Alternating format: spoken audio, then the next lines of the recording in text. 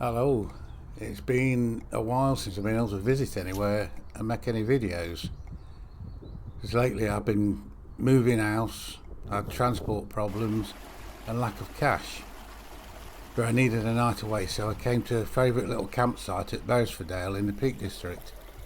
And I've come to celebrate the summer solstice. And I managed to pick a glorious couple of days after all the weird rain we've had.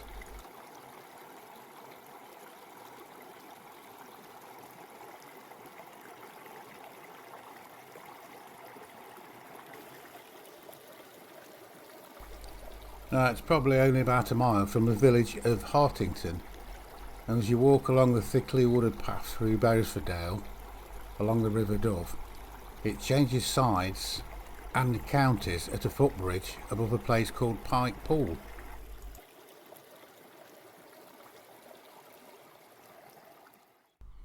Now, there was a chap called Charles Cotton who lived at Beresford Hall, which is now gone, and with his great friend Isaac Walton produced a remarkable book about 17th century rural England called The Complete Angler.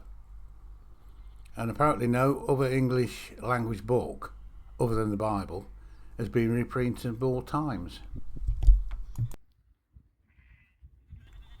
After leaving the wooded area as Beresford Dale and crossing some fairly flat pasture land, you come to Wolfscote Dale.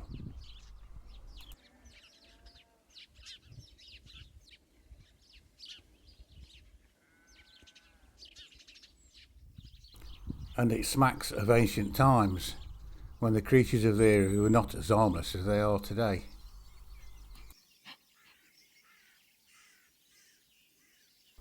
Because legend has it that the last wolf in Derbyshire was killed in this valley. The River Dove also flows through as it rushes over countless weirs and zigzags along the limestone promontory towering above on both sides. Wolfscote Dale, which is in the hands of the National Trust, is quite different in character to that of Beresford Dale, and it becomes progressively more spectacular as you walk, with the sides of the dale rising almost vertically, and steep screes of limestone rocks tumble down the crags almost to the river's edge.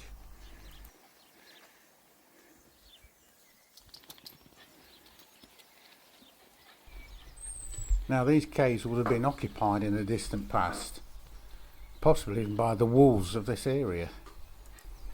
And there are two caves in the outcrop, one overlooking the river, as you see here, but the other is a Neolithic burial cave.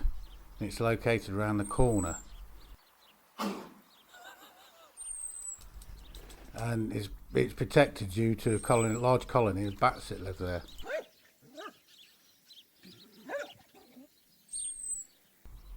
Now, the early human evidence found comprised human remains of at least 10 individuals, mostly children, with bronze items. And interestingly, pine marten bones were found, indicating how long ago it was since they lived so far down south. And across from the cave, over the River Dove, there's a settlement at the foot of Wolfscote Dale Hill. And I think it was Romano-British. And there's another settlement with terrace platforms and fields at Wolfscote Grange, a short distance away. Now, Frank's Either Rock Cave was called this on account of a man bearing the name who lived in it many years with his wife and either 6 or 11 children, depending on what account you read, before they all emigrated to the USA after sadly losing one of his daughters. So it sort of shows that cave dwellers do not all belong to the dim, distant past, for the man Frank lived less than a century ago.